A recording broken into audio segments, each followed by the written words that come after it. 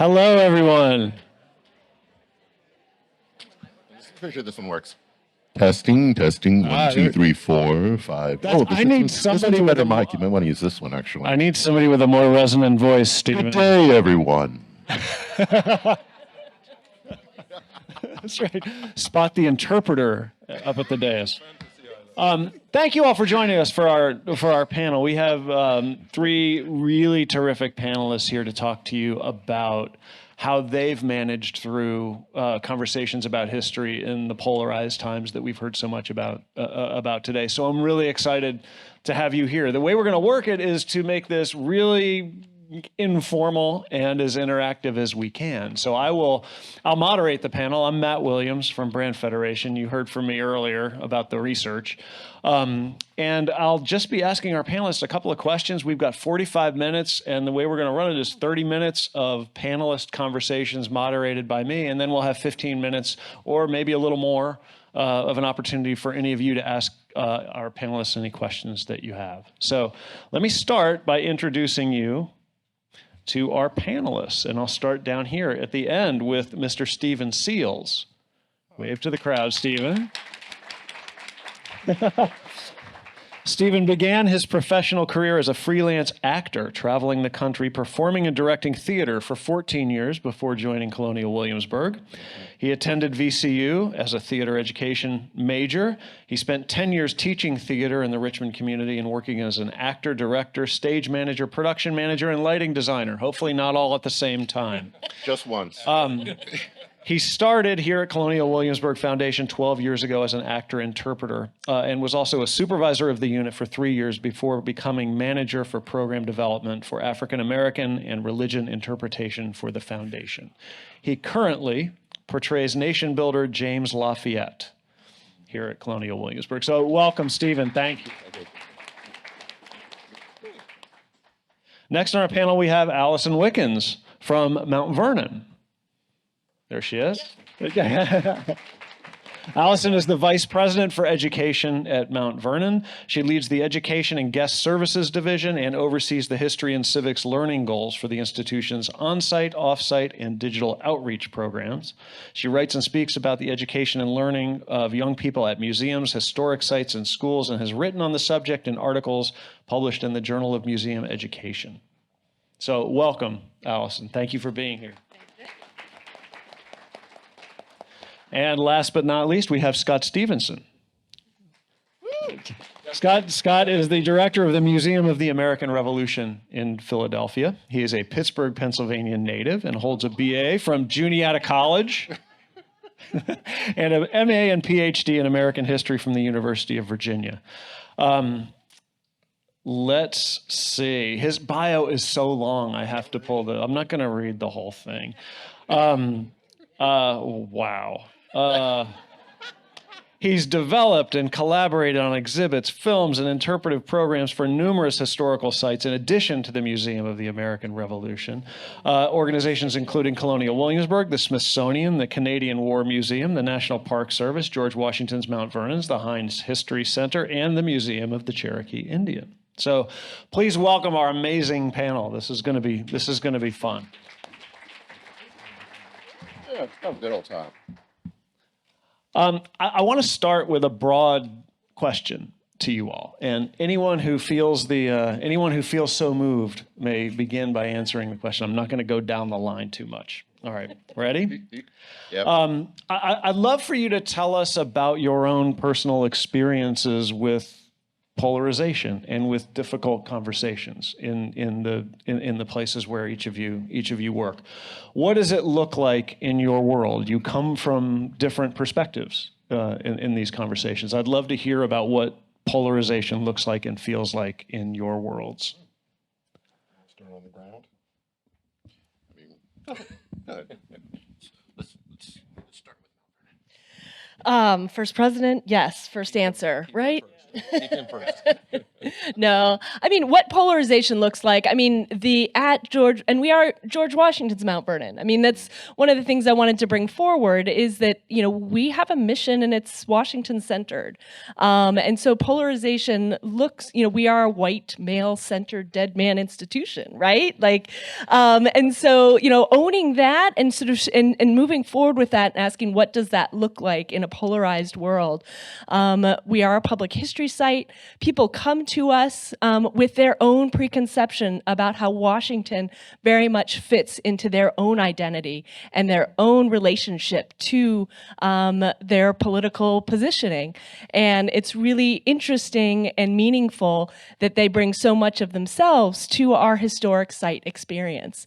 And I think, starting from that perspective and sort of making sure that we're thinking about everything that they're saying and they're doing about their political perspective comes from a place of their personal connection to the subject matter that we are experts in and the subject matter that we have a lot of expertise in. Means that that's a different relationship than sort of an academic conversation. And so sort of thinking about this from a public history perspective, always needing to sort of recognize that polarization comes and is connected to a person when you're at a public history site. All right, buckle in. So, just so I can see the people in the back. I'm going to start with my conclusion, and then I'm going to explain why I'm going to say this. And the conclusion is there are always going to be people that are coming to your organizations or to your sites or to your museum that polarization has always been a facet of their lives because their mere identity is considered by some to be polarizing. And I'll give you the example of my own personal experience, which is I was a young child growing up in Charleston, West Virginia, which is a predominantly white area, predominantly. And what that meant was when I was learning history as a kid, maybe during Black History Month, I would see history that looked like me. But the rest of the year, I didn't. Except back in the early 80s when they decided to re-air Roots again. And then I had every teacher at the elementary school apologizing to me for slavery, right? So as a child, I didn't know how to take it in.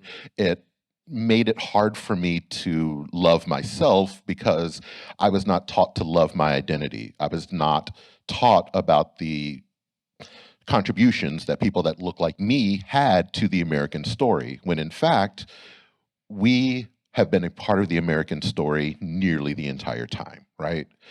As I like to say when I'm in costume, a person of history is not important because they did great things. They are important because they were here. And that means that they contributed in some way to you. And I don't know that that was something that, actually I know it was something that was not taught to me as a kid. So when I came to Colonial Williamsburg all those years ago, for the first time, I got to see why, right? Like looking at colonial history, it showed me why things are the way they are today. You can see all the answers there.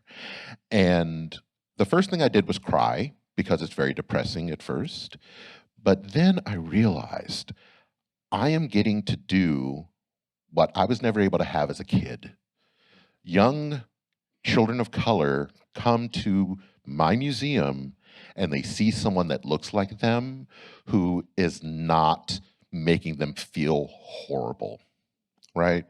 The story of slavery is not a story of defeat. It's not a story of horrors. The horrors were a part of it. It's a story of persevering. It's a story of love. It's a story of people being able to survive what was put upon them so that I can be standing here today talking to you without worrying about what's going to happen when I tell you what I feel like my truth is, right? And that's a story of victory.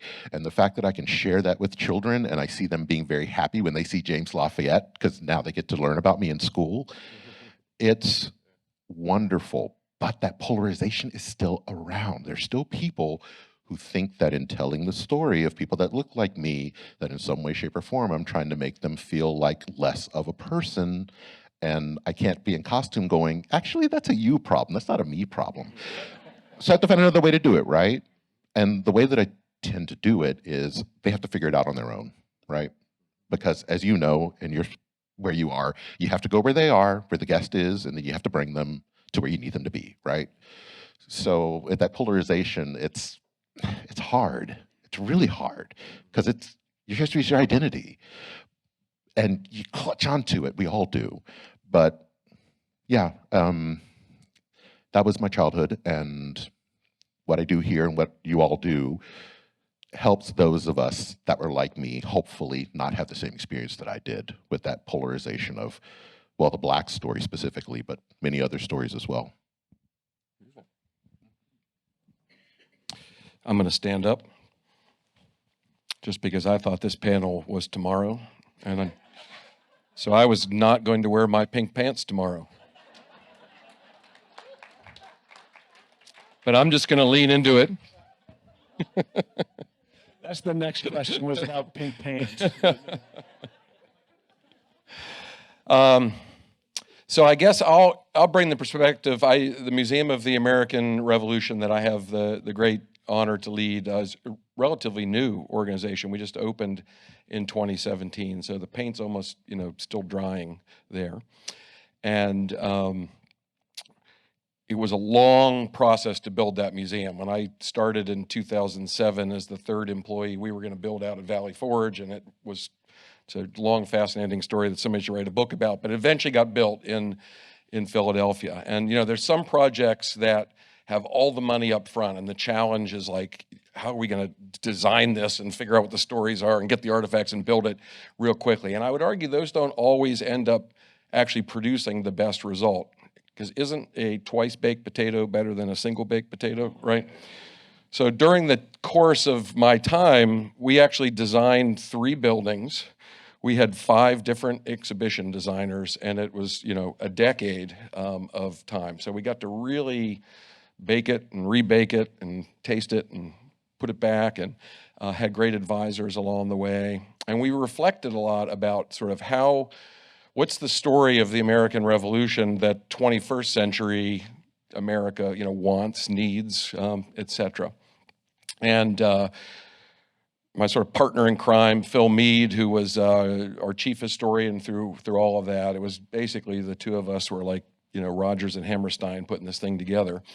And we reflected a lot on the sort of the historiography of the American Revolution, thought about the kind of first generation of historians, which was actually several generations, that was sort of about hagiography. It was about writing a national myth that would help a republic that everyone knew would be very fragile adhere somehow. And in fact, curious, has anyone ever read Charles Thomson's 1,000-page history of the American Revolution? Charles Thomson was the Secretary of the Continental Congress.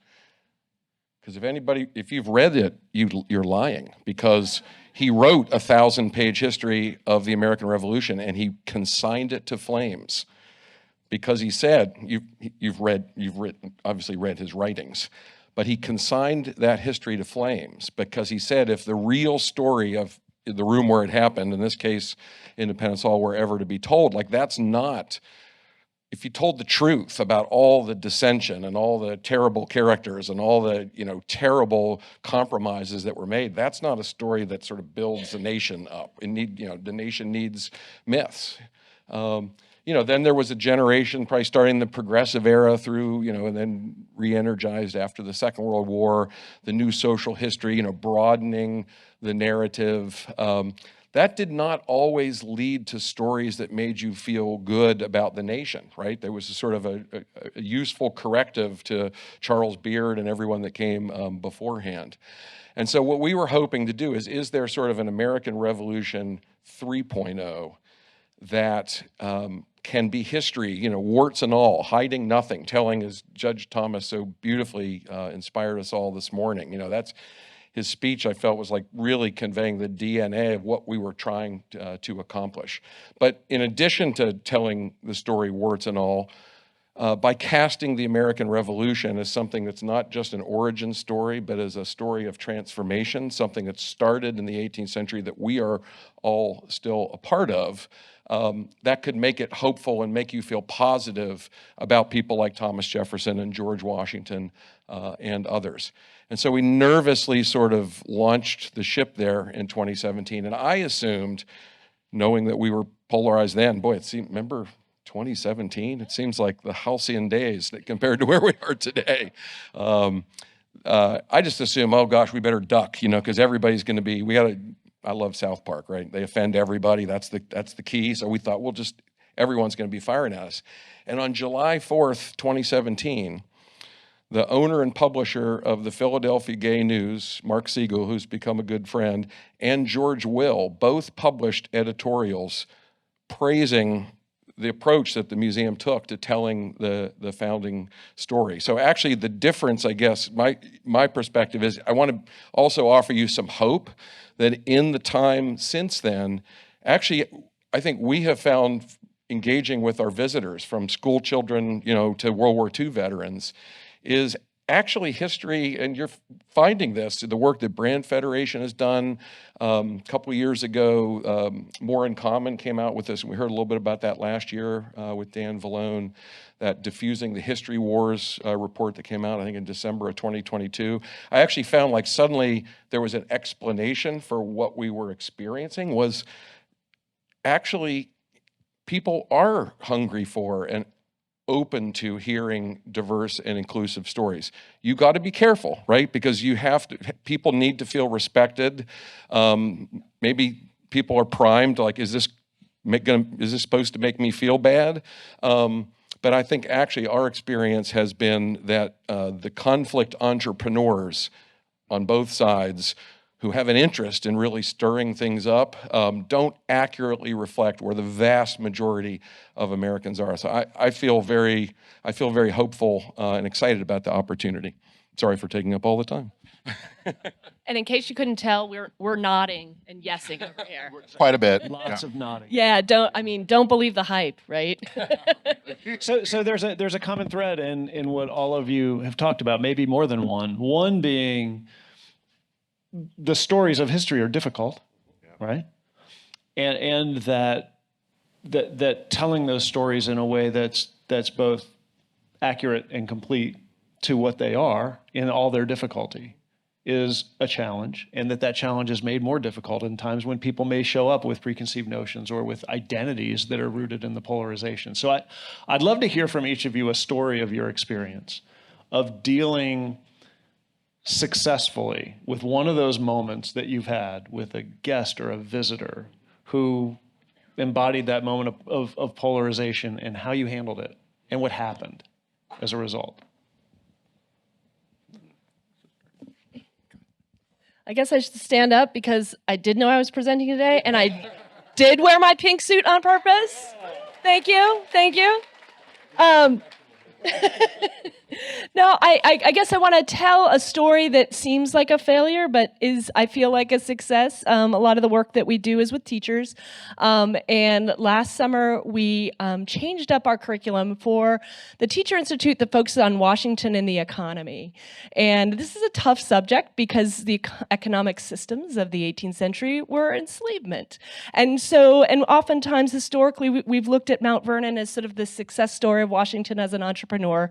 And so we still wanted to explore that theme, and the way he thinks about business and the way he thinks about the economy, critical to American success. But he's doing that through this enslaved labor that he's constantly sort of like exploring. Anyway, I won't go into all of that, but at the end, we had 25 teachers attending this session. And we had two evaluations. We have a very intense, rigorous evaluation. One of them said, all you did was vilify Washington in this session. And it was hard to read. It was painful to read. The second evaluation said, all you did was deify Washington in this program. Just worshiped him from beginning to end. And it was hard to read.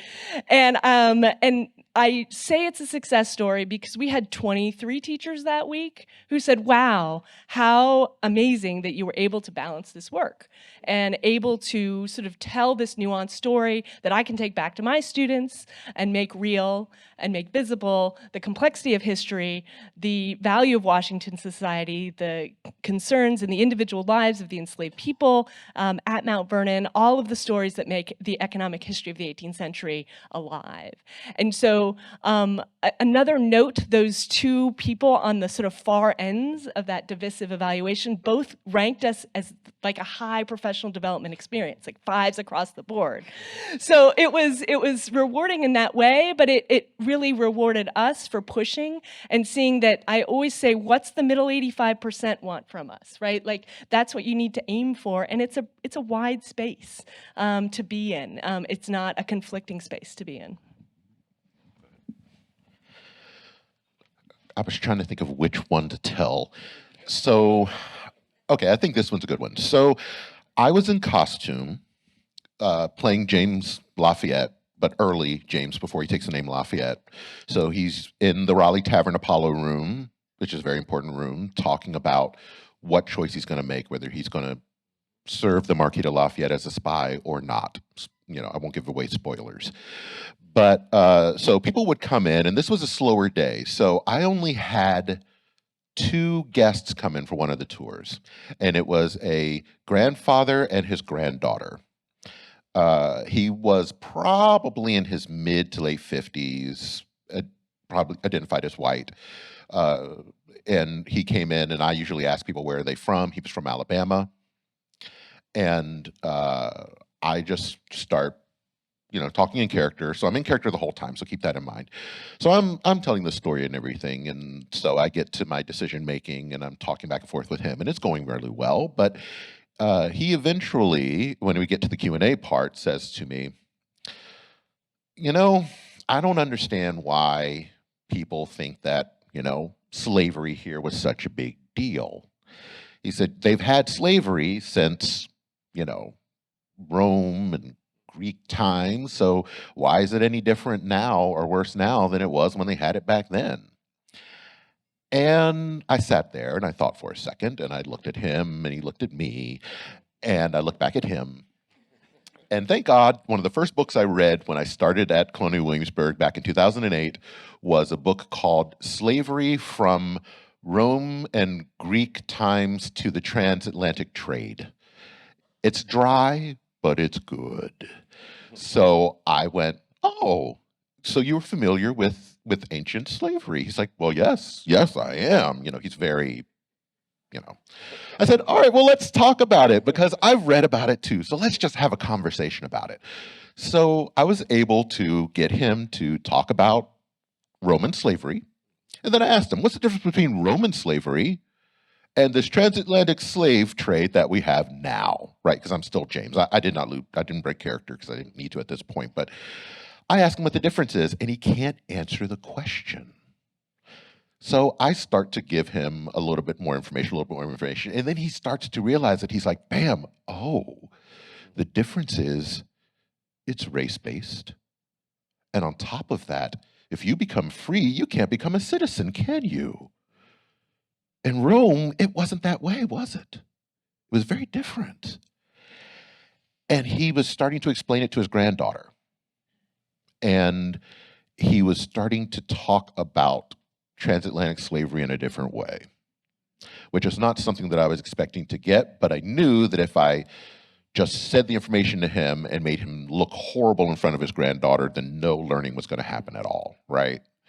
I didn't know if this was going to work. Thank God it did. But it was really interesting I didn't think it was going to work. And what he was saying to me was making me go like that. So the fact that we were able to have this conversation and I could eventually get him there, which kind of goes to what I was talking about earlier about people going through their own thought process. It's like Inception, if any of you all are fans of that movie, Inception. It's very true. Like, you can't make someone have an idea. They have to have that idea on their own for it to actually be able to grow as their idea, right? And I kind of, that tends to be the way that works. But That's one of the many stories. I have a lot more if you ever want to know. We can talk after. I like to pick up on your theme of having discussion. I think we talked a lot during this conference, even last year, about audiences, but a lot of time that's sort of external. It's K through 12, or it's the audiences that we engage with. But actually, I would say those challenging, for me personally as the leader of an organization, where the kind of polarization most recently entered my world was actually sort of internal. And remembering that those of us who lead large organizations, our staff are actually an audience as well. I firmly believe that you set the table and everyone's welcome to Thanksgiving dinner. And how many of us are in mixed families where the uncles have an opinion that is not shared by the rest of the family, or the young cousins? Or has it gotten a little harder the last couple of 8 years or so? Yeah.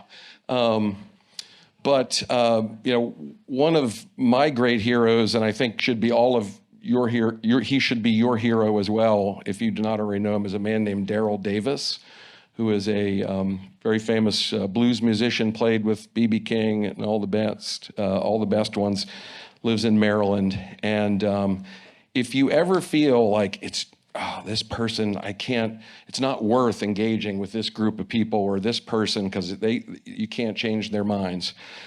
Daryl Davis has a collection of 32 Klan robes. And he doesn't have them because he killed them. He killed the hatred in them by talking to them and befriending them, and claims to have the 200 members of the Klan renounced white supremacy as a result of him just starting with a simple question. How can you hate me if you don't know me? And don't take my word for it. He's far more eloquent. It's very easy to find. He's done a bunch of TED Talks. The easy one to remember is called Klan We Talk, and it's on YouTube, and you can all watch it as soon as you leave the room here. Some of you in the back already, I can see on your phones, you're probably already watching it back there. But that is sort of the spirit when we train our educators, at the museum. It's like you have to go in with your listening ears. We use the phrase meet people where they are, and sometimes this is not a happy place where you meet them. But you have to believe that dialogue is very powerful, and this is Daryl Davis's formulation. Hatred usually is rooted in some kind of fear, and that fear is rooted in misinformation. And we're all educators and scholars, right? And we have the tools to dismantle that if we have the patience and the commitment to engage in that journey. And so a couple things sort of converged. Is a long preview to the story I'm telling you, but I mentioned this, More in Common report, Diffusing the History Wars, that came out in December of 2022, which I read and just was I reached out to Dan Vallone, like, oh my God, you're explaining, what we've been experiencing. I thought more people would be mad at us, but they're actually kind of finding some common ground in this American history. And literally a month before I ran across Diffusing History Wars, I had agreed to sign an evening rental contract for a cocktail party for an organization I confess I had never heard of, called the Moms for Liberty. And when I Googled them, I thought, well, a little cringe, but I believe that those are exactly the kind of people I want to learn about American history, who are going to be going through my galleries, engaging with, the history. And I want a channel of communication to people who are very engaged at the local level in school districts. And that's a pipeline to get their children to my museum, right?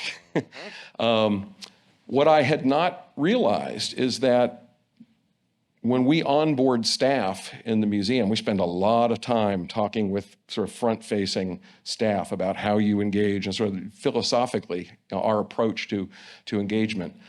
But we had never thought about, well, how about the people that don't engage with the public, that are in the marketing department, right? Or, working in collections, down in the basement with opening drawers and closing drawers and are such a key part of producing the exhibits, but that aren't necessarily brought on to a common way of a sort of institutional approach to engagement. And so we had a group of staff who heard about this rental. I said, oh boy, we better get ahead of this. And we sort of told our directors, make sure people know this is happening. It's in the evening, no one has to be here. But people got really upset about it. And, it went to the press, and sadly, investigative journalism is not in its greatest moment now. So there was a lot of misreporting. It made it sound like we were giving a gold medal to this organization rather than hosting them and actually bringing them in to engage with our exhibits. And, so it was a rough summer for us, for sure.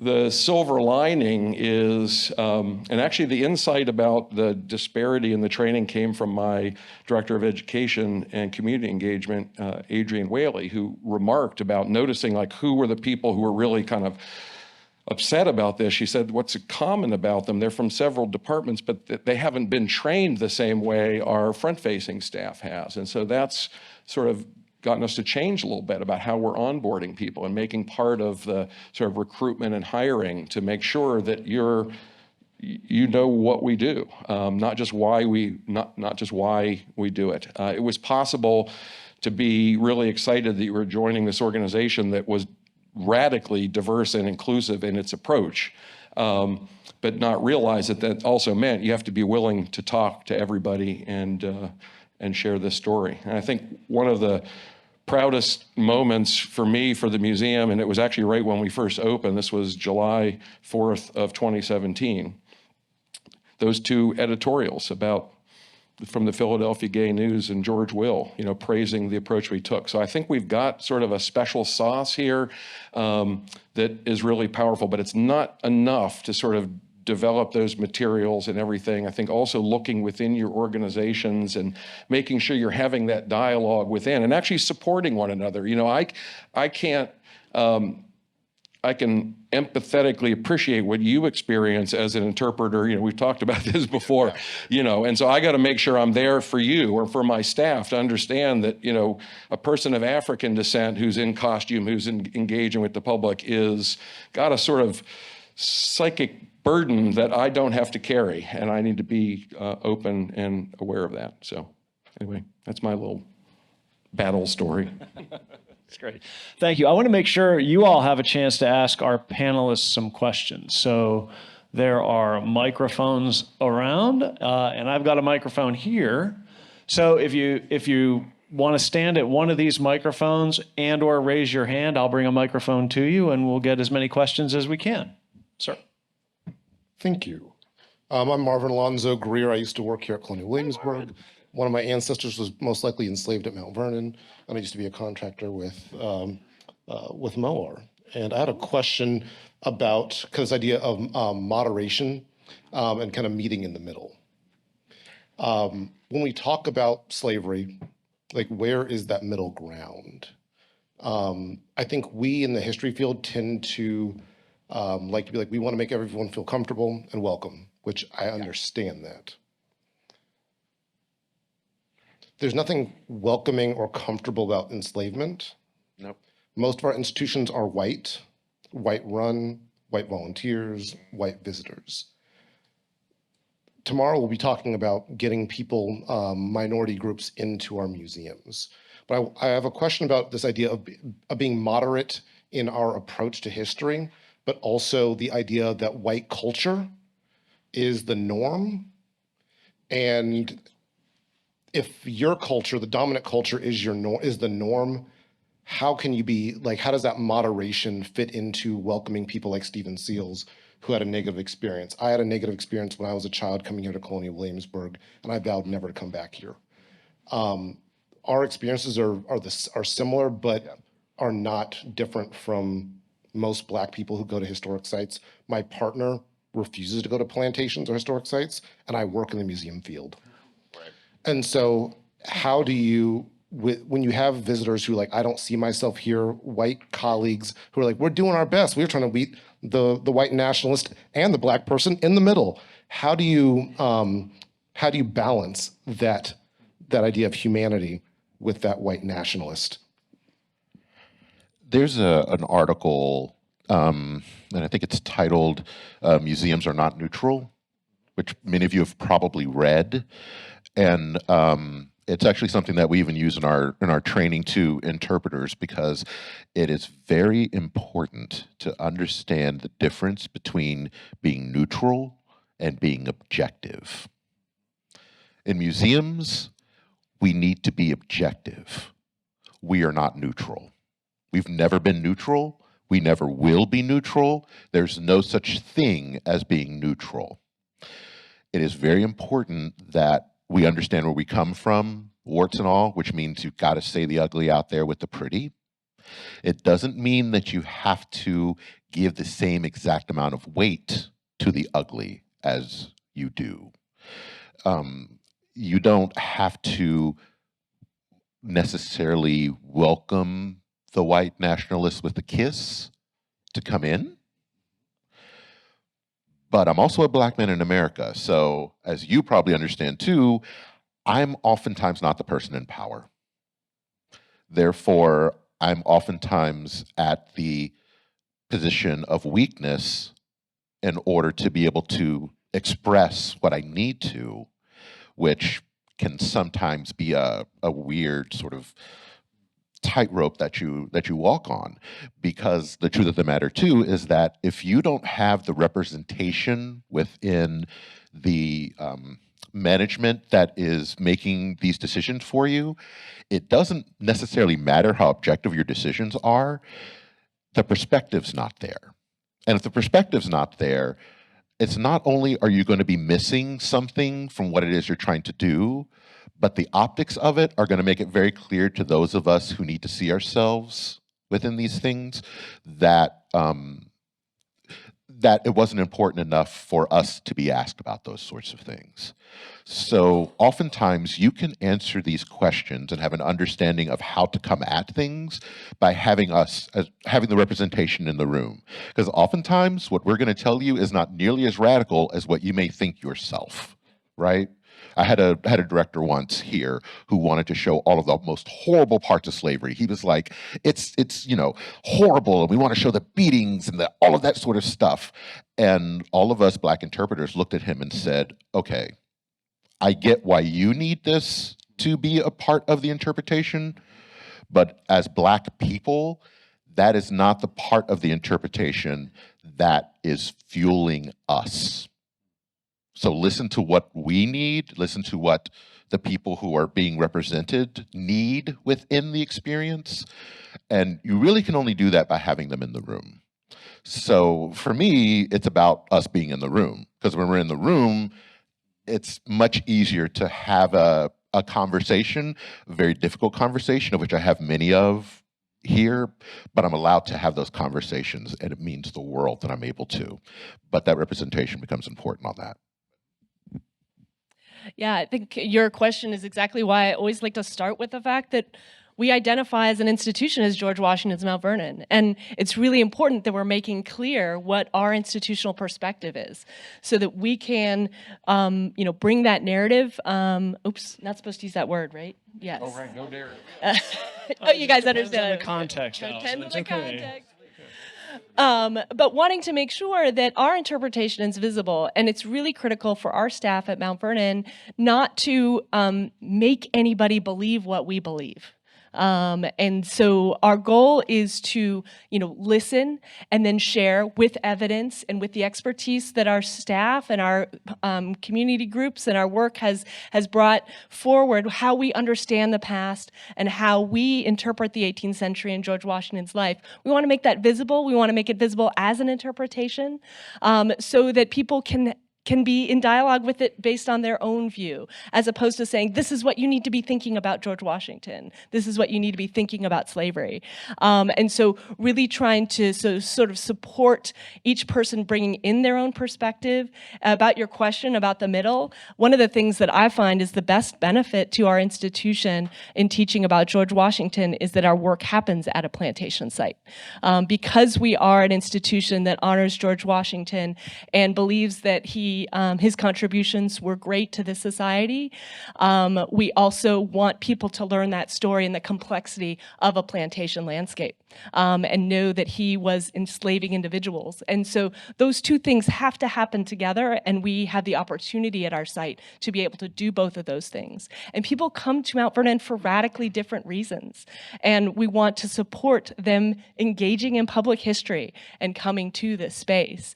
So I think making that your interpretation as an institution visible, giving your staff the support to know where your institution stands on these issues so they don't have to wonder or be thrown in different directions by different people that are approaching them with different perspectives, but they can say clearly, like, at Mount Vernon, what we do is this. At Mount Vernon, what we believe is this. At Mount Vernon, this is what the historic sources tell us about George Washington, tell us about George the enslaved gardener. So we have that opportunity to give our staff that support and responsibility. There is no comfort zone. I did a presentation at SLH a few years ago called The Myth of the Comfort Zone.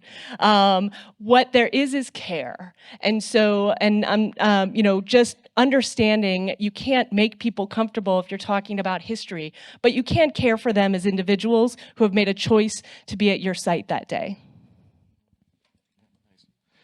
Yeah, and I also think, Marvin, it's an important distinction between meeting in the middle and meeting where you are.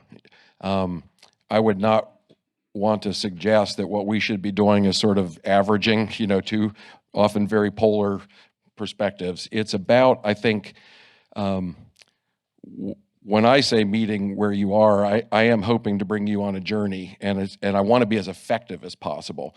So if I come in and like I am going to lecture to you mode, my success rate's going to fall off. I mean, your anecdote about talking about slavery in the ancient world is just a perfect example where, our mission at the museum is to uncover and share compelling stories about the diverse people and complex events that sparked America's ongoing experiment in liberty, equality, and self-government. So keep your mission in front of you.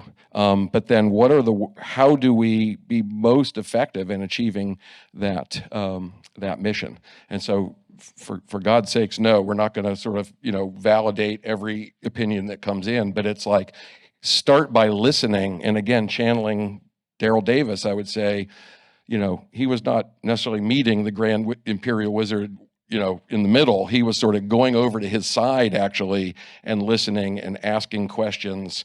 And eventually, now I don't know how many of us are as brave as that guy, but we got to have a North Star somewhere. And if he hasn't received the Presidential Medal of Freedom, he should, because it's a model for all of us. So anyway, it's not about averaging out every perspective, but I think really, like I say, we have this very clear from our founding commitment to diverse and inclusive history. Now I want to be most effective in helping to make that sort of the normal way that we think about really changing the nation's relationship to its revolutionary past by leaning into that. Terrific. Other questions? Oh, we got one at the mic. You're gonna be the runner. Is this on? Yeah, it is. Okay. Hello, Jason Hansen from History, Colorado, way out west. You're fishing out there. I really appreciate what you've all said about how you interact with folks who are coming in and diffuse and engage and bring them along. I found that really inspirational. What I'm thinking about, and what maybe many of us are thinking about as we contemplate something on the scale of a national 250th anniversary, is what advice do you have for how do we sort of proactively do that through our messaging with broad swaths of the public who may never walk into our institutions, but who are going to be participating in this anniversary in some way? Do you have advice you can give us along those lines?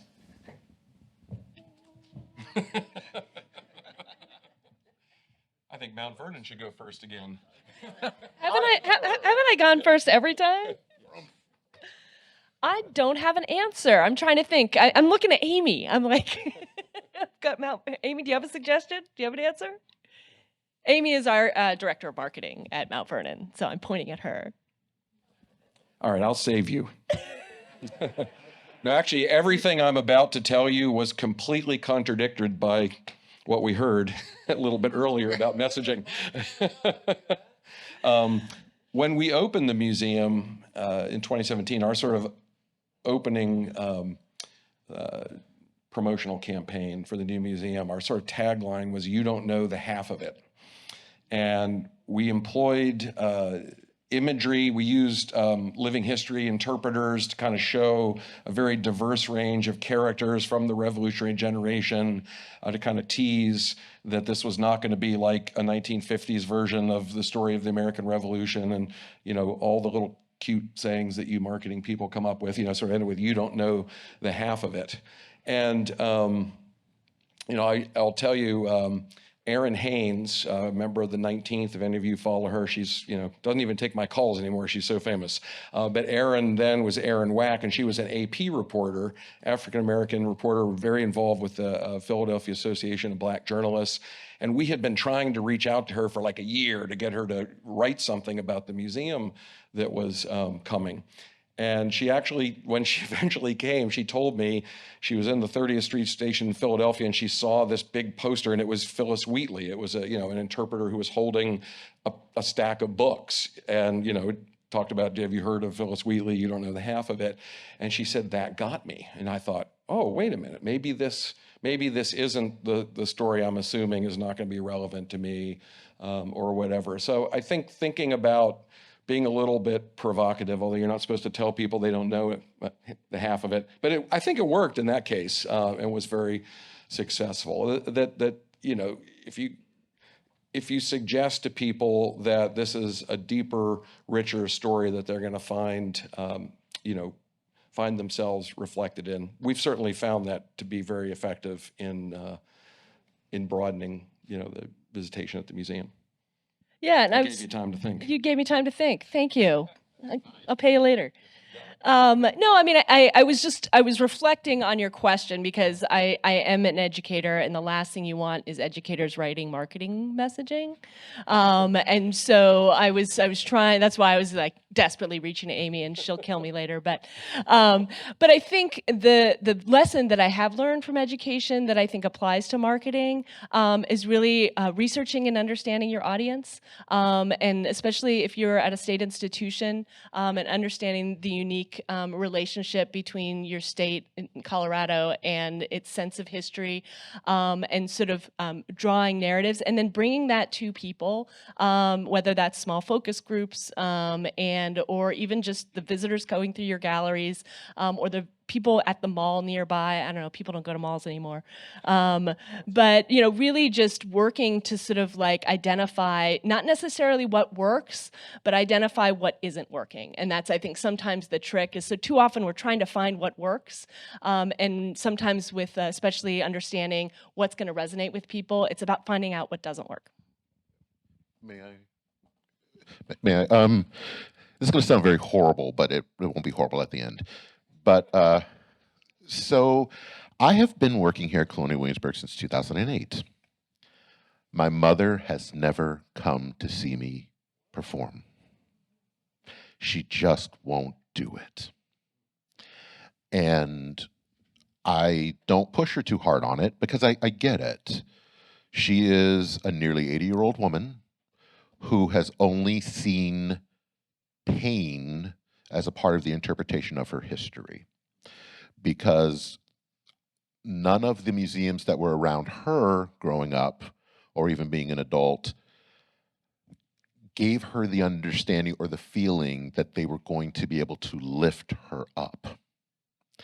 And even here at Colonial Williamsburg, one of the most wonderful shows we did was a show called A Gathering of Hair, and it was written by 3 of our Black female interpreters about Black beauty in the 18th century. It was one of the best things we've ever produced here, one of the most uplifting, especially to Black women, that we had ever done here.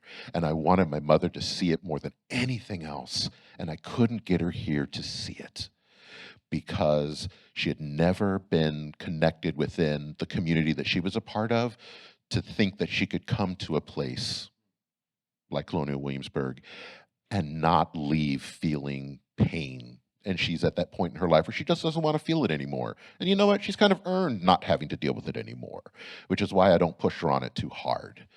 But that has always shown me how important it is to have the community of individuals that are around you, especially the ones who might not feel as listened to, for them to feel like this is going to be an experience that is honest, but also an experience that will bring out the best parts of their understandings of their identity and their history.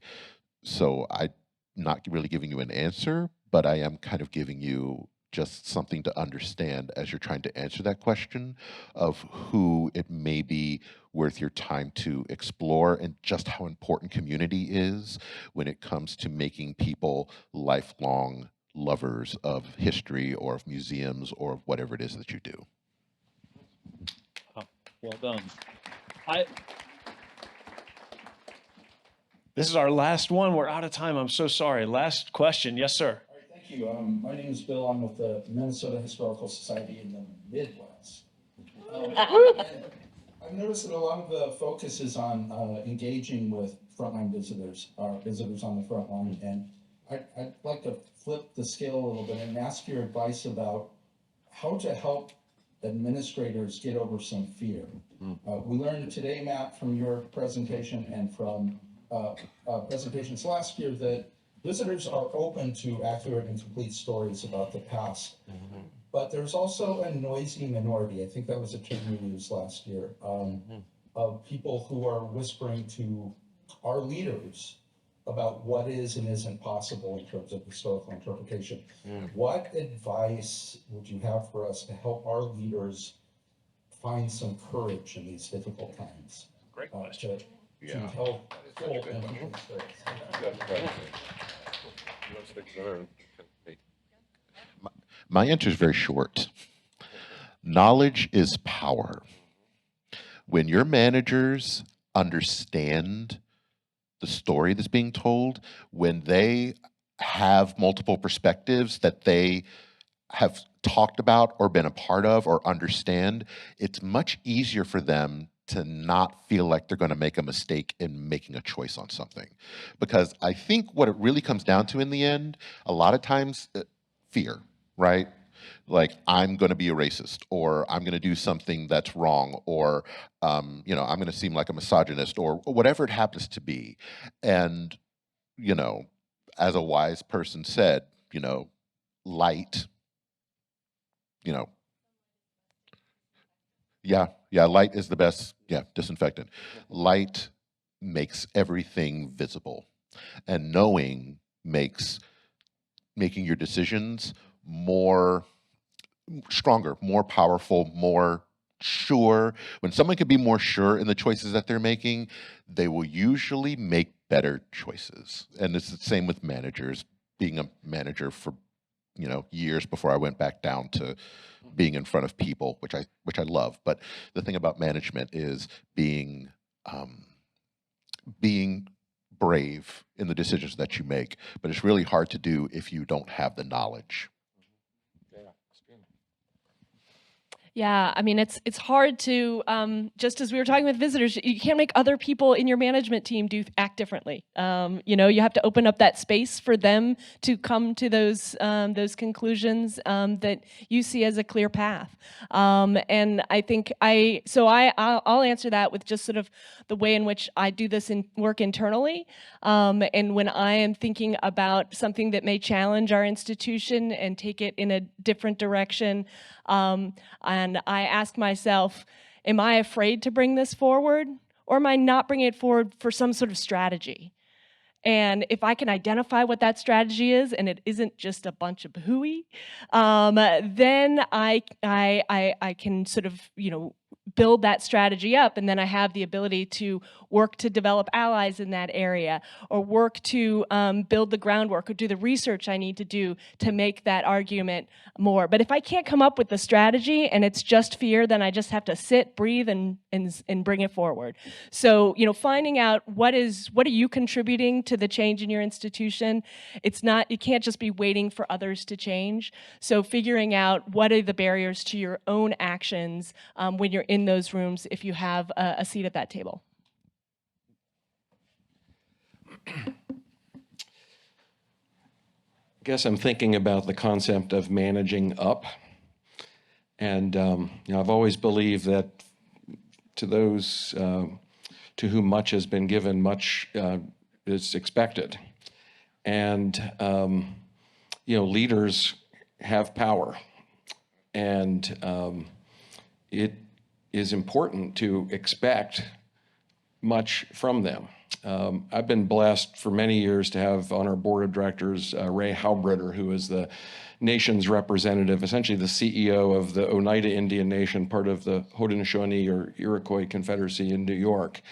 And Ray has taken the Oneida people from 32 acres with some trailers on it, everyone living in poverty, to a multi-billion-dollar economic driver in Western New York, bringing lands back into trust for the nation. And so is an incredible leader in and of his own right. And he once told me, and I had actually read this because I'm a historian, actually is where I began. So I've read this in 18th century documents, but this is something that is still said among the Haudenosaunee. And they say that to be a leader, you must have skin the thickness of 7 thumbs. And I got through about 6.5 of them last summer, but I had a little bit of skin left anyway. But it's just, I would say, in answer to your question, is just you should not be afraid to speak up and to say, you have this, you have power that I don't have at my level, and this is the right thing to do, and need to be brave and sometimes take a chance. We all want to protect what we have, and it does require courage when sometimes the consequences of making a bad decision, and it varies in the organizations that you work for, et cetera. But if there was ever a more glorious cause than the one that we're all engaged in right now, it would be that. So that's my bit. You'll have time for one more. We're going to be here all night. Yeah. Yes. I actually don't have a question. I have a comment. And I'm the Lieutenant Governor of our great Commonwealth of Virginia, the first female at black, white, or indifferent. I'm also an immigrant from Jamaica. And so I felt I needed to answer this question to let you know that, well, in Virginia, I don't know how it is in your state, I've forgotten now, but the lieutenant governor is elected on her own. She is not chosen by the gubernatorial candidate, so I had to win my own race. Having said that, the governor and I are in agreement on this, that we must tell the story. Good, bad, ugly, everything. It must be done. We are not going to, and here I go with the word, whitewash, but that was a laugh, but we're not going to, we're going to tell the whole story because we must. The time has come. And, our children need to know what happened, what didn't happen, because we've just got to figure out a way to get along. And like your mom, I am uncomfortable coming to some of these reenactments, or and seeing the clothes that there's. Although I wasn't born here, of course, we experienced slavery in Jamaica, and we like to say that we're the reason why slavery was not any longer in the British Empire anyway, because of the Christmas rebellion that lasted 6 months, and the British figured out, well, slavery is not going to work any longer. So, but I do have that issue when I come and I see it makes me feel powerless. So I can understand what your mom is saying, but we have to understand how it happened. But from a government perspective, in Virginia, we are telling everything, the whole story. I mean, here it is. I am second in command in the former capital of the Confederate States. Certainly, things have changed. So we're going to tell that too. Thank you for that question.